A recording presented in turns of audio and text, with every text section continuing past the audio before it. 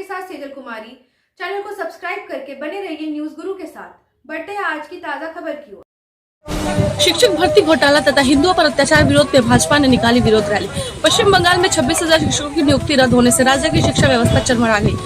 इस मुद्दे के साथ साथ मुर्शिदाबाद में हुए हिंदुओं पर बढ़ते अत्याचार और कश्मीर में हुई आतंकी हमले को लेकर भाजपा ने गुरुवार शाम को जामुरिया के मिलन समिति मैदान से थाना मोड़ तक एक विशाल रैली निकालकर किया प्रदर्शन में भाजपा ने शिक्षक भर्ती प्रक्रिया में हुए भ्रष्टाचार के खिलाफ आवाज उठाई और योग्य शिक्षकों की तत्काल बहाली की मांग की।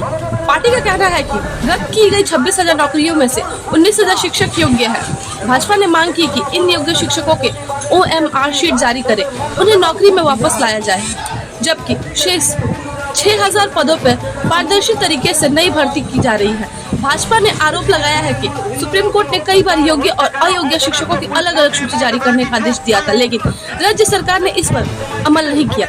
इसी कारण सभी नियुक्तियां रद्द हो गई। इस प्रदर्शन में जिला अध्यक्ष देवतनु भट्टाचार्य, संपा राय, तापस राय, अपू हाजरा, अर्जित राय, गौतम मंडल, संजय सिंह, समेश गोप, साधन माझी, संतोष सिंह, डॉक्टर प्रमोद पाठक समेत कई भाजपा नेता मौजूद रहे। आगे के अपडेट के लिए बने रहिए हमारे साथ। ब्यूरो रिपोर्ट, न्यूज गुरु, आसनसोल। বর্তমান পরিস্থিতি সম্পর্কে আমাদের তাপসদা আপনাদের সামনে বিস্তারিত রেখেছেন যে এমন একটা রাজ্যে আমরা বাস করছি যে রাজ্যের মন্ত্রিসভায় যারা রয়েছেন তারা সরকার পরিচালনার পরিবর্তে তারা আজকে সব জেলের পিছনে দুর্নীতির দায়ে অভিযুক্ত হয়ে তারা জেল খাটছেন। আজকে যারা সরকার পরিচালনার মাধ্যমে সাধারণ মানুষকে একটা শান্তিপূর্ণ পরিবেশ দেওয়া সৃষ্টি করছে, তাদেরকে মদদ দিচ্ছে, পশ্চিমবঙ্গকে জেহাদিদের মুক্তাঞ্চলে পরিণত করেছে এবং গোটা পশ্চিমবঙ্গকে জেহাদিদের হাতে তুলে দেওয়ার চেষ্টা করছে, সেই রকম একটা সরকারের আজকে আমাদের পশ্চিমবঙ্গের মাথায় সেই সরকার বসে আছে। তাদের আন্ডারে আজকে আমরা সবাই রাজ্যবাসী দুর্বিষহ অবস্থার মধ্যে বসবাস করছি।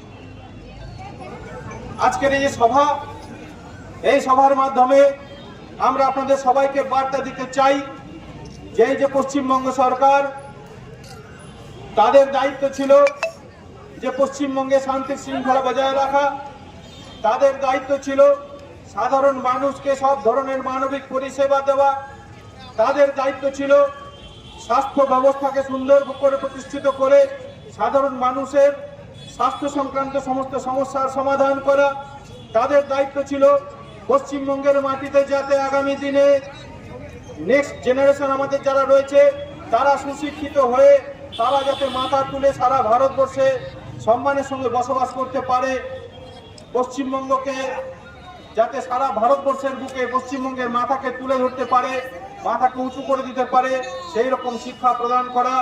কিন্তু আমরা দেখতে পেলাম যে তারা তাদের এই দায়িত্ব পালন না করে তারা তাদের সমস্ত ধরনের পরিষেবা, যে সমস্ত ডিপার্টমেন্ট সরকার দ্বারা পরিচালিত সেই সমস্ত ডিপার্টমেন্ট ভেঙে পড়েছে, সমস্ত সিস্টেম ভেঙে পড়েছে, কোনো ব্যবস্থা আজকে নেই এবং সমস্ত ব্যবস্থার মাথাতে যে সমস্ত নেতা নেত্রীরা রয়েছেন, মন্ত্রীরা রয়েছেন, সবাই দুর্নীতির দায়ে অভিযুক্ত এবং প্রত্যেকে হয় কাটমানি নিচ্ছে, নয় তোলাবাজি করছে, বিভিন্ন রকম ভাবে সাধারণ মানুষকে যে সুযোগ সুবিধা দেওয়ার কথা ছিল তার থেকে বঞ্চিত করে তারা নিজেরা আজকে ফুলে ফেপে বড় হয়।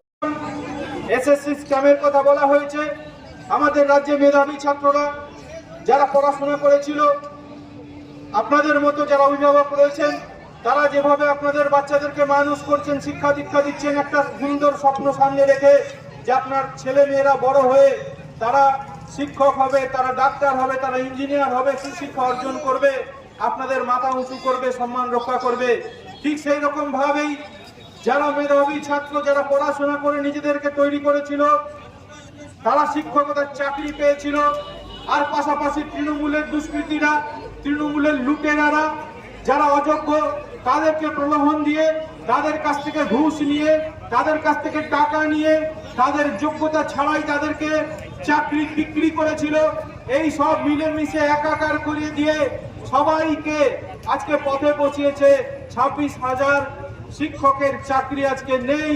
26,000 শিক্ষকের চাকরি যাওয়ার সাথে সাথে তাদের পরিবার তারা আজকে পথে বসেছে। তারা যে সমস্ত স্কুলে পড়াতেন সেই সমস্ত স্কুলগুলোতে শিক্ষা দীক্ষা আজকে বন্ধ হয়ে গিয়েছে, সেখানকার ব্যবস্থা ভেঙে পড়েছে।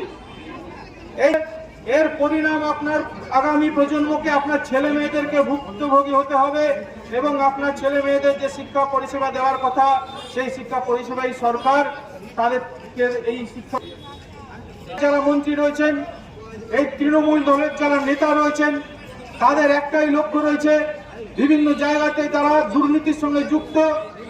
আজকে এই জামুরিয়ার বুকে আমরা দেখতে পাচ্ছি যে অবাধে কয়লা চলছে,